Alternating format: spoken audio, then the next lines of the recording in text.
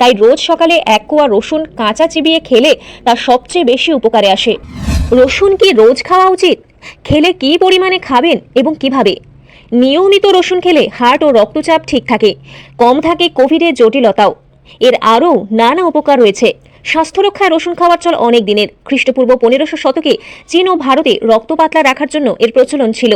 আধুনিক চিকিৎসা বিজ্ঞানের জনক হিপোক্রেটিসও একে ব্যবহার করেছিলেন সার্ভাইভাল ক্যান্সারের চিকিৎসায়। লুই পাস্তুর এর অ্যান্টিফাঙ্গাল ও অ্যান্টিব্যাকটেরিয়াল গুণের খবর জানান।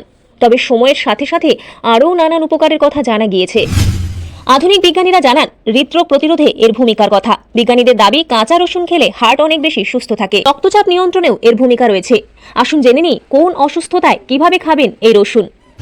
নিয়মিত রসুন খেলে মোট কোলেস্টেরল ও খারাপ কোলেস্টেরল এলডিএল এর প্রায় 10 থেকে 15% কমে যায়। বিপাকীয় ক্রিয়া ও পরিবেশ দূষণের ফলে শরীরে যে ফ্রি র্যাডিক্যালস তৈরি হয় তা হার্ট তথা সমস্ত শরীরের জন্য ক্ষতিকর।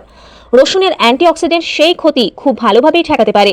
কোভিডেও উপকার হয় তাতে। একটি সমীক্ষা জানা গিয়েছে যে সমস্ত হৃদরোগী নিয়মিত রসুন খান তারা অনেক বেশি সক্রিয় থাকেন। আয়ুর্বেদ বলছে সবচেয়ে ভালো ফল পেতে গেলে সাপ্লিমেন্ট না খেয়ে খেতে হবে কাঁচা রসুন। কাঁচা রসুন কাটলে বা বাটলে যে ঝাঁঝালো গন্ধ বেরোয় তার মূলে রয়েছে অ্যাসিলিন। মাপ মতো খেলে যা ওষুধের মতো কাজ করে। তবে রসুন কাঁচা বা বাটার পর সঙ্গে সঙ্গে না খেলে তা আস্তে আস্তে উবে যায়। সেই জন্যই রসুন শুকিয়ে বা রান্নায় দিয়ে খেলে উপকার কমে যায়। তাছাড়া অ্যান্টিঅক্সিডেন্টের মাত্রাও বেশি থাকে কাঁচা রসুনে।